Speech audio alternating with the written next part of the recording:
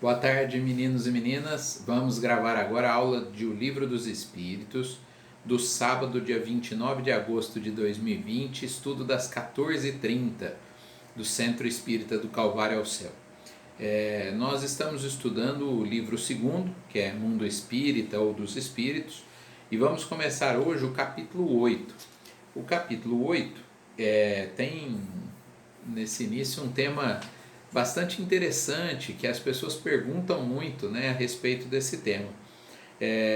Emancipação da alma, o item 1 é o sono e os sonhos.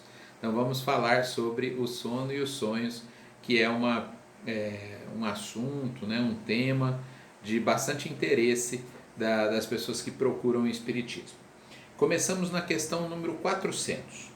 Kardec pergunta: o espírito encarnado permanece voluntariamente no envoltório corporal? Ou seja, né, se durante o sono o espírito fica ali grudado ao corpo? Essa é a pergunta de Kardec. Daí o Espírito Verdade responde: olha, não, né, porque é como perguntar para um prisioneiro se a porta estiver aberta: você vai ficar aí? A tendência é que ele vai: não, vou sair, vou dar uma voltinha, né? O espírito, então, ele se sente encarcerado pelo corpo, dependendo da situação, mais ainda, né? Um corpo que o limite, por exemplo. Então, podendo, ele vai usar da sua liberdade durante o sono do corpo físico. Esse podendo nós vamos entender daqui um pouco, né? Porque querer é uma coisa, mas às vezes nem todos nós vamos conseguir a emancipação plena como gostaríamos, tá? Mas sim, os espíritos, né, todos nós, temos a oportunidade de nos desvencilharmos do corpo durante o sono sono, né, físico, e darmos uma voltinha, né? E vamos ver que tipo de voltinha também é essa, tá certo? A questão 401. Durante o sono, a alma repousa como o corpo? Não. A alma não precisa, né? Não tem a necessidade. Nós temos aí, vamos pôr em média, né, 16 horas de vigília e 8 horas de sono. Algumas pessoas dormem 6 horas, outras dormem 10, mas uma média, né, ao longo da vida aí, né, as crianças, por exemplo, dormem mais, né, ao longo da vida, vamos por uma média de 8 horas de sono por dia, quer dizer, 1/3 do tempo que nós passamos encarnados, nós estamos repousando. E nesse momento de repouso, nós temos a possibilidade de nos libertarmos, né, das amarras físicas e termos contato com o mundo espiritual. Então, o espírito não tem a necessidade do repouso como o corpo físico. A questão 402. Como podemos avaliar a liberdade do espírito durante o sono?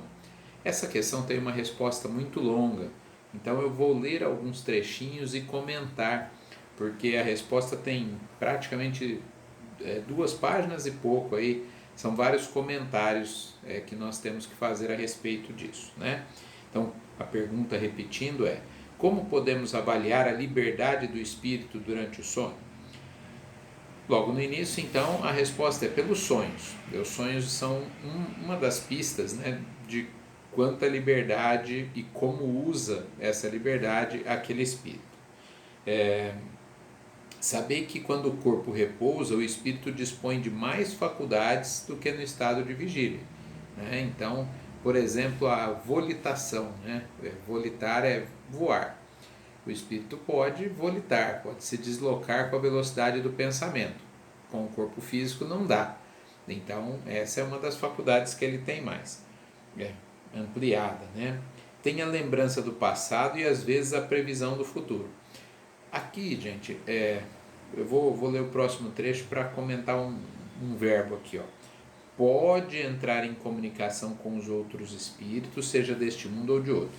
E eu grifei aqui o pode. Toda vez que a gente estuda, a gente tem que lembrar que o Espírito Verdade diz: olha, pode. Vamos imaginar, eu vou usar uma metáfora aqui, que a gente pergunte para um teórico em educação o que pode fazer a escola. ele vai descrever coisas maravilhosas, né? Imagina o que a escola não pode fazer com o ser humano, né? Como ela pode transformar esse ser humano. Aí eu te pergunto, todos os seres humanos que passam pela escola passam por essa transformação? Vocês entenderam a metáfora? Ou seja, o fato de nós podermos ter contato com outros espíritos desse mundo, de outros mundos, ter acesso a memórias do passado e até algumas coisas que estão por vir, nós podemos, mas nem sempre nós fazemos, né? Eu usei a escola porque é o meu dia a dia, né? Quanto não pode um aluno e na maioria das vezes não faz, né? Tudo aquilo que pode. Às vezes a gente brinca, é a lei do menor esforço, né? O mínimo necessário, o suficiente para, usando uma expressão antiga que nem se usa mais, passar de ano, né? Então, o espírito liberto do corpo, ele pode uma série de coisas, mas será que nós somos alunos tão dedicados ou será que usamos mais ou menos essa possibilidade, né? Que podíamos usar a escola para uma grande ampliação. Imagina a casa espírita, quanto pode fazer a casa espírita? Se nós dermos na obra espírita, a gente vai ver as maravilhas que a casa espírita pode fazer por nós. Eu volto a perguntar, todos que passam pela casa espírita se transformam dessa maneira? Sabemos que não. Então, o sono do corpo físico pode nos dar essa liberdade.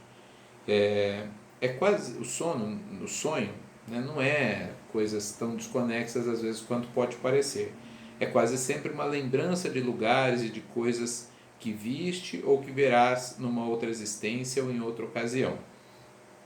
Então, a gente tem aquele sonho desconexo que não faz nenhum sentido e às vezes é uma soma de memórias de diversas vidas ou lugares que nos foram mostrados que poderão vir a ser a nossa habitação no futuro, seja no mundo espiritual, né, na erraticidade, ou até numa encarnação futura, enfim.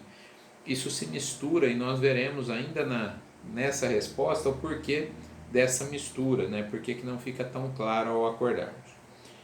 O sono liberta parcialmente a alma do corpo, então veja que aqui a gente já começa a entender. Não é uma liberdade plena, o espírito ainda está atrelado, ainda está preso ao corpo, né? Por um cordão fluídico que o liga. Mais ou menos, esse cordão fluídico ele se encontra mais ou menos na região abdominal lateral, assim, tá? Na reunião mediúnica, às vezes nós recebemos espíritos encarnados. Por exemplo, alguém está dormindo e o espírito então se desdobra e vai nos visitar até na reunião mediúnica. Como médium vidente, né, o que nós podemos perceber é que a maioria dos espíritos que estão lá, a grande maioria, são desencarnados, mas aqueles encarnados que têm esse cordão fluídico, né, estão ali porque o corpo está dormindo e vão retornar dali um pouco.